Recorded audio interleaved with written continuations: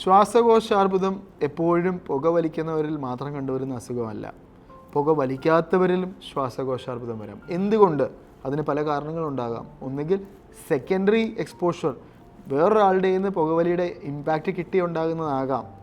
അല്ലെങ്കിൽ air pollution, അന്തരീക്ഷ മലിനീകരണം കാരണമാകാം. അല്ലെങ്കിൽ റെഡോൺ എന്ന് പറഞ്ഞൊരു ഗ്യാസ് നമ്മുടെ വീട്ടിലുണ്ടെങ്കിൽ അതിൻ്റെ അകത്തുനിന്നാകാം. അത് ഇന്ത്യയിൽ അധികം പ്രശ്നമില്ലാത്തൊരു ഗ്യാസാണ്. എന്നാൽ വിദേശ രാജ്യങ്ങളിൽ ബേസ്മെൻറ്റിലൊക്കെ താമസിക്കുന്ന ആളുകളിൽ പലപ്പോഴും റെഡോൺ എന്ന ഗ്യാസ് അവരുടെ ബേസ്മെൻറ്റിൽ നിറഞ്ഞു നിൽക്കും.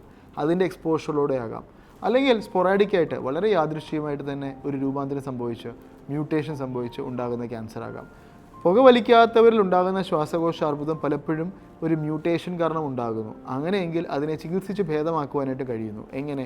ഈ മ്യൂട്ടേഷൻ ഉണ്ടാക്കുന്ന പ്രോട്ടീനെ ടാർഗറ്റ് ചെയ്യുന്നതിലൂടെ.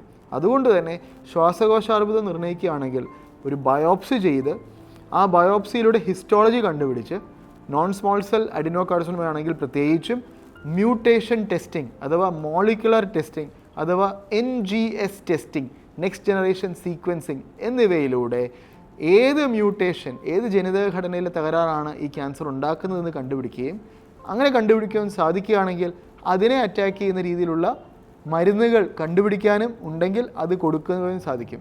അങ്ങനെ കൊടുക്കുന്നതിലൂടെ പേഷ്യൻറ്റ് വളരെയധികം ഇമ്പ്രൂവ്മെൻ്റ് ഉണ്ടാകുന്നു. ഉദാഹരണത്തിന് EGFR mutation, ALK mutation, ROS1 mutation എന്നിങ്ങനെ പല പേരിൽ അറിയപ്പെടുന്നു. ഇവയ്ക്കെതിരെ എല്ലാം നല്ല ഫലപ്രാപ്തിയുള്ള ഗുളികകൾ ഇന്ന് ഉണ്ട്. അതിലൂടെ രോഗികൾക്ക് വളരെയധികം രോഗത്തിൻ്റെ കൺട്രോൾ ലഭിക്കുകയും വർഷങ്ങളുടെ ആയുസ്, സാധാരണ ജീവിതം ലഭിക്കാനും സാധിക്കും.